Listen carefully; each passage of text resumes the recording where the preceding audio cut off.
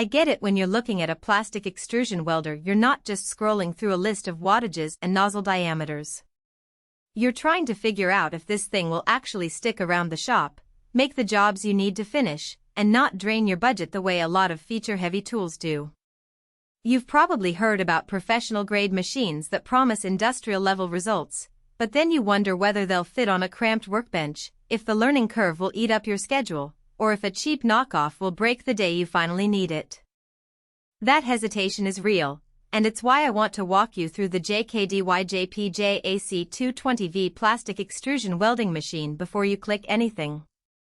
Link is in the description if you want to check the product details on Amazon. First off, let's talk about who actually needs this kind of equipment. If you're a hobbyist who only occasionally glues a few PVC pipe sections together for garden projects, you'll probably be better off with a handheld hot air gun that costs a fraction of this price. This machine is aimed at people who do regular plastic fabrication. Think small-scale manufacturing, repair shops that patch up pipework, or anyone who needs to create consistent, repeatable welds on materials like PVC, CPVC, or even some polymers used in signage. Because it's built to run on a standard 220-volt line, you'll need a proper outlet. That's already a hint that it's meant for a workshop or a light industrial environment, not a garage without a dedicated circuit. Now, the first thing I noticed when I pulled the machine out of its cardboard box was the weight and balance.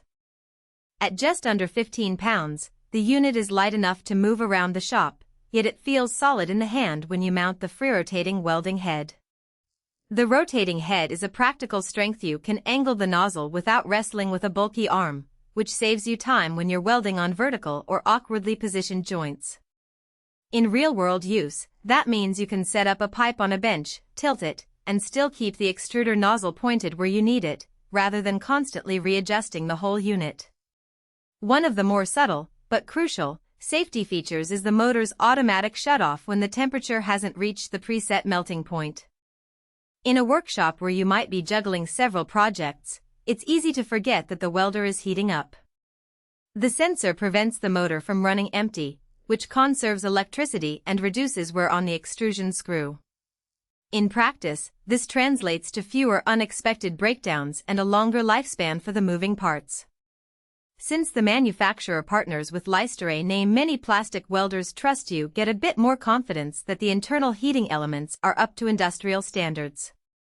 But no machine is perfect, and the value proposition only holds up if you understand the hidden trade-offs. The AC220V model runs on a 220-volt line, which isn't a problem if you already have that infrastructure.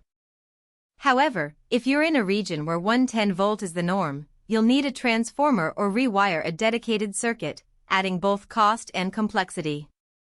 That's a practical weakness you have to factor into the total price, especially if you're budgeting tightly. Another practical point is the nozzle replacement process. The welding gun uses a specific set of extruder tips that you can swap out, but they're not universally compatible with other brands. If you ever need a different diameter or a specialty tip for a particular polymer, you'll need to source them directly from the manufacturer or a supplier that carries the exact part number. That means a little extra inventory management, which might be a nuisance for someone who only does occasional jobs. On the flip side, for a shop that maintains a steady flow of standard PVC repairs, having a single, reliable nozzle size reduces the inventory headache. The warranty is straightforward: 1 year with free repair if anything breaks. In the world of plastic welders, that's fairly typical, but the free repair clause is a nice safety net. It tells you the company expects the unit to hold up under normal use, and they've built enough confidence in the components to cover labor on a broken unit. In my experience, the real benefit of a warranty isn't just the repair itself, it's the peace of mind that you won't be stuck with a dead machine after a minor mishap. Just keep in mind that the warranty likely won't cover damage from improper temperature settings or using the wrong material, so stay within the recommended parameters. Let's talk about a concrete scenario. Imagine you run a small waterline repair service and you need to splice PVC pipe on the job site. With this welder, you can set up a portable power source that provides 220V, attach the rotating head, and start heating the pipe. The quick heat up thanks to the built-in temperature control means you can be ready to extrude within a few minutes, rather than waiting for a separate hot air gun to reach a usable temperature.